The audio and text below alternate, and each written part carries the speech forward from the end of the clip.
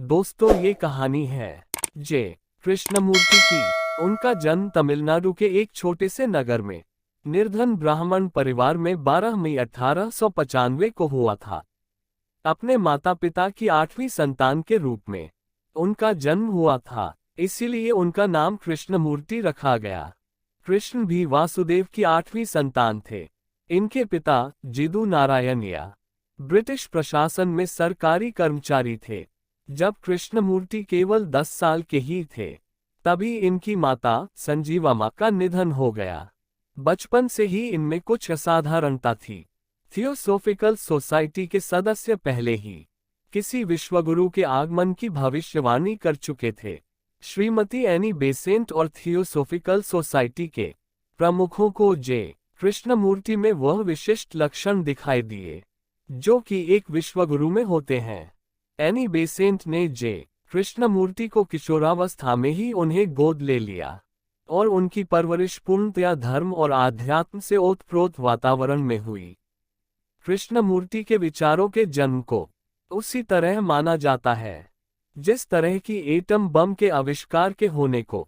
कृष्णमूर्ति अनेकों बुद्धिजीवियों के लिए रहस्यमय व्यक्ति तो थे ही, साथ ही उनके कारण विश्व में जो बौद्धिक विस्फोट हुआ है, उसने अनेकों विचारकों, साहित्यकारों और राजनीतिज्ञों को अपनी जद में ले लिया। उनके बाद विचारों का अंत होता है, उनके बाद सिर्फ विस्तार की ही बातें हैं। 1927 में एनी बेसेंट ने उन्हें विश्व गुरु घोषित किया, किंतु 2 वर्ष बाद ही कृष्णमूर्ति ने थियोसोफिकल विचारधारा से नाता तोड़कर अपने नए दृष्टिकोण का प्रतिपादन आरंभ कर दिया। अब उन्होंने अपने स्वतंत्र विचार देने शुरू कर दिए। उनका कहना था कि व्यक्तित्व के पूर्ण रूपांतरण से ही विश्व से संघर्ष और पीड़ा को मिटाया जा सकता है। हम अंदर से अतीत का बोझ और भविष्य का भय हटा दें और अपने मस्तिष्क को मुक्त रखें।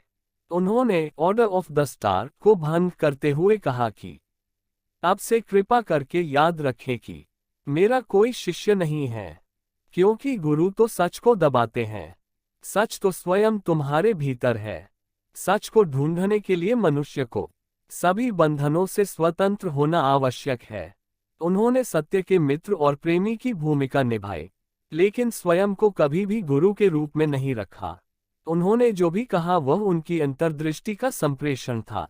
उन्होंने दर्शन शास्त्र की किसी नई पद्धति या प्रणाली की व्याख्या नहीं की, बल्कि मनुष्य की रोजमर्रा की जिंदगी से ही भ्रष्ट और हिंसापूर्ण समाज की चुनौतियों, मनुष्य की सुरक्षा और सुख की खोज, भय, दुख, क्रोध जैसे विषयों पर कहा। बारीकी से मानव मन की गुत्थियों को सुलझाकर लोगों के सामने रखा।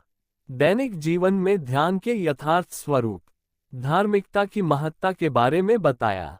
उन्होंने विश्व के प्रत्येक मानव के जीवन में उस आमूलचूल परिवर्तन की बात कही जिससे मानवता की वास्तविक प्रगति की ओर उन्मुख हुआ जा सके। अपने कार्य के बारे में उन्होंने कहा, यहाँ किसी विश्वास की कोई मांग या अपेक्षा नहीं है। यहाँ अनुयायी नहीं है, पंथ संप्रदाय नहीं है।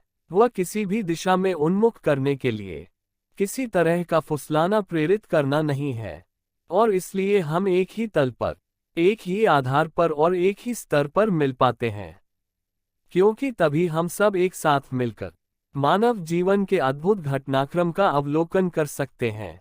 1986 में 90 वर्ष की आयु में कृष्णमूर्ति की मृत्यु हुई। मेरी लट्यंस द्वारा लिखित उनकी वृद्धाकार जीवनी के 2 खंड थे।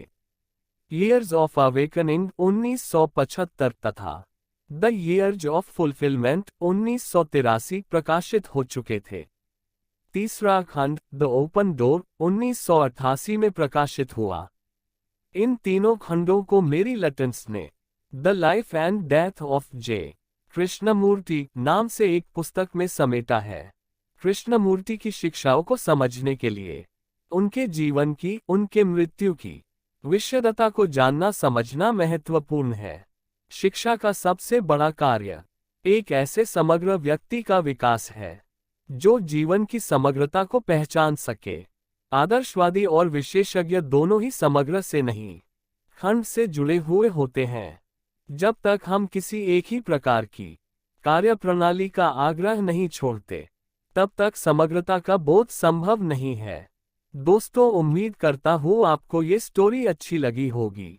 वीडियो अच्छी लगी तो लाइक कीजिए और अपने दोस्त को शेयर कीजिए। और ऐसी ही प्रेरणादायक कहानियों के लिए हमारे चैनल को सब्सक्राइब कीजिए।